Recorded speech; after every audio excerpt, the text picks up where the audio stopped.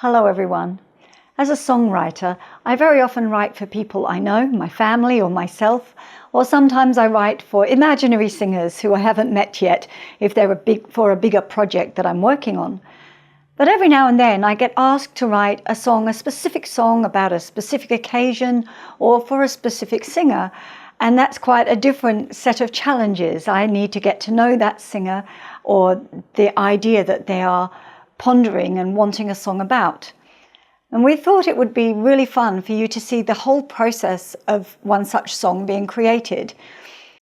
And someone we know, a beautiful singer and performer called Renee Mohring, was keen to have a song written for her and was willing to let us video and share with you the whole process.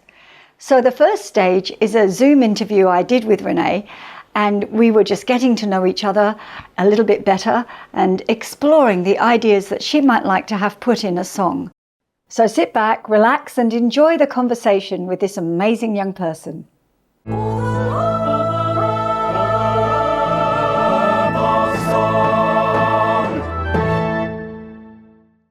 Hello and welcome to everybody. Today I have the very great pleasure of connecting to an old friend, Renee Mohring. She didn't used to be Renee Mohring, so when did you get married, Renee? I got married in 2022. Right. So a bit over 18 months Right. now. And I gather that we're near neighbours. I had no idea you were living in the mountains. Have you always lived up there? No, I moved there when I got married. So before that I was still east of Melbourne, but now I'm a mountain girl. No, it's such a beautiful place to be. We go up there, it's Yeah, always fun. Yeah, it's beautiful. Yeah. Oh, lovely. Yeah. Lovely. So it's so lovely to connect with you. And I just, for those of you obviously who don't know, Renee and I met each other when she was at university a few years ago, wasn't it? Yeah. And Yeah. always a Acting for singers. yes, the I acting think for singers. was the class. Yeah, and you were always such a really lovely, warm, and open performer. And when Renee joined the For the Love of Song group, I thought, aha, I wonder if she might like to have a song written for her. And Renee was game. So you're very brave, very courageous, and I'm grateful for this chance to connect with you. So, what's been happening for you since you finished uni? Yeah, so a few different things. So I've been in a few shows. I've done some musicals, some operettas, some just like garden concerts up in the mountain. There was like lockdown and exploring poetry as well, which I really grew to love. And now sort of in this new phase of my life, figuring out the balance of that and looking to just keep learning, wanting to tell stories through song and develop that. That's wonderful. That's absolutely wonderful. Okay, so I sent you a few questions, and it doesn't matter how you answer it, but I'd really love for you to just be honest and share from your heart as much as you would like to, because that's how I get to know what we're going to go with in the song that we write. And so the idea is that the song reflects you. It's a reflection of you and your story and the parts of you that you'd like to share. And so my first question, okay, I'd like to start with the second song. Yeah. What are some of your favorite all-time songs that you just, when you sing a song and you just feel, oh, this is just me, just feel so comfortable. Do you have any of those? I'm sure you do. Yeah, two that immediately come to mind. I just sang a lot. I'd sort of walk around the park as I was doing my daily walk during lockdown. I'd sing I Remember Sky by Sondheim. I remember sky, it was blue as ink,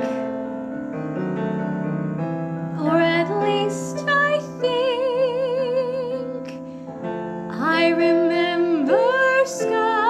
And then the other song is Since You've Stayed Here. I can't remember the composer, but it's sort of a song from a musical that didn't do so well, but that song has kind of stayed around, and it's got all the aspects of sort of setting the scene and telling the story and using it. It's just really evokes beautiful, sad emotions. So I love that one. And then the songs of Ricky Ian Gordon I really love, and I feel very free and just happy when I sing his song called Joy, and that I really connect with that one as well. Yeah, lovely, lovely. Do you feel like musicals are your favourite genre, or yeah, I love musicals. Is sort of where I started, and then expanded from there into opera and art songs and operetta, and a lot of the songs I'm very familiar with, but the art songs as well, the ones that really just you can bring out the emotion in, I just really speak to me as well. yeah, I always felt like songs could be a little mini opera, the a one-person opera that you can tell a whole story in such a short space of time. That's what's so beautiful about them. Yeah. Okay, so since, I love that you love to tell story through song, and that was always very important in your performing. So do you have a story, or, I know you love poetry and you might prefer to have a setting of an established poem, and that also works because that's that what you would choose is a reflection of what you love and who you are. So are there stories that spring to mind if you think about having a song written for you? Yeah, so I've sort of scribbled down a few ideas from a while back. So if you don't mind, I'll just read out a few. And these sort of popped into my head as I was listening to a friend's concert and songs that she chose, and so I just thought of a whole bunch of different things. So one thing that stands out is if there's writing or poetry or words that describe different aspects of Mount Dandenong, because I remember driving up after finally being able to get up into the mountain, and just like the tallness of the trees just really, and their magnificence really overwhelmed me in a good way. So that is one aspect. And then this metaphor keeps coming back that I read somewhere, and it says, a ship is safest when it's in the harbour, but that's not what it was made for. And so that's a theme that's sort of come across, sort of navigating a new relationship and now a marriage, and it was part of our vows as well of choosing to leave the harbour and venture out into the unknown, and choosing growth and connection over safety, and finding fulfillment in that. And that can be applicable not only to relationships, but just in personal growth and career and family as well. Definitely. Yeah. That's beautiful. Any more? Is that, I love that. Yeah. And I got another thought that sprang into my mind was this sort of feeling of release after lockdown, and the idea that your ship had been forced to stay in dock and now you have permission to sail, that you have permission to go into the world and go in every sense, and live. Oh, I love that. Yeah, and possibly be rocked about by big waves, but you've got the horizon in front of you, and that's what the ship is made to do. It's not made to stay safe. It's made to journey. Yeah, and aren't we? Fantastic. Love it. Actually, do you sail? I don't. We used to have a boat on the river, and we've been on the ships. We travelled the world on the ships when we were, played. I had this goal this dream that we would travel the world and perform in shows, around the world, and we did, because we got to be the leads in this theatre company on P&O Cruises, and we literally traveled together, playing leads in shows together. You know, it was amazing how that worked out. All right, wow, that's really food for thought. I love that idea. Okay, it's clear, so far, that you love to convey story through singing, and that I get the sense that you kind of like the wistful and the sad emotions. Are they your most comfortable emotions to convey, or does it matter? Are you happy to do anything? I think they're the ones that I do gravitate to more. Like I like sort of the image of standing on a hill and it's windy and it's blowing and you're just like feeling all of these feelings and singing and it coming out in song. And then also they're the ones that I sort of gravitate to more. Maybe because it's for me, I know I feel like it's easier to sort of convey that emotion with my voice, but also the like the song Joy by Ricky Eden Gordon, and then there's another one by him about like the summer on a hill, and you're just like looking down at the little village and feeling so happy. I love that as well. Lovely. Okay, I mean, if you're clearly connected to nature and to life and to the sort of the big picture, the larger themes of living, which is, I mean, something would be really beautiful to put in, and to connect that with the sense of these vast trees, or with going on a journey across the ocean, or just that expression of freedom and joy and hope as well. Like connected through nature, I think is a lovely idea, really beautiful. So we can work with that. Lovely. All right. So on a practical level, your vocal range. Are you a mezzo or soprano? Soprano.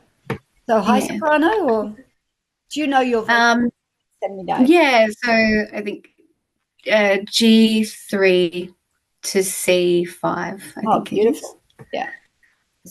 Okay. And right, so there's always technical aspects of singing that some singers just go, oh yeah, this is easy, I love this, and there's others that they go, I'd rather not do that. So I know Hamish, he'd far rather fast coloratura than the long sustained stuff. He has to work really hard at, well, he says he has to work harder at that. So what are those for you? I mean, I'm happy to give you technical challenges, but I'd really rather that the song is a joy for you, not something that you think, oh, this is just too hard work. So I'd love to focus on the kind of phrases and styles and musical motifs that you feel really comfortable with. And again, as we workshop the song, we can adapt things and change. You know, if you think, oh no, that's not working in my voice, then that's that we can change and adapt things as we go. But what are your highs and lows in your technique? So I can sort of relate to Hamish. I'm not sure, but I know for me, like getting the grounded breathing through like the long and low sort of notes is is something to focus on for me, getting that really grounded breathing.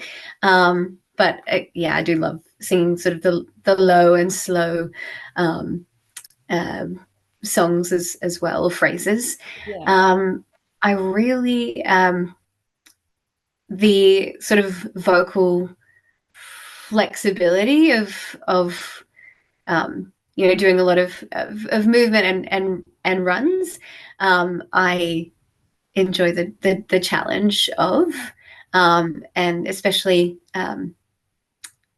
just like going around while I'm running or shopping or doing whatever, just like playing those runs in my head and out loud, just to lock them in. But I'd say that's an aspect of growth for me.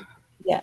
So Yeah. so I'm picturing kind of sweeping, soaring melodies that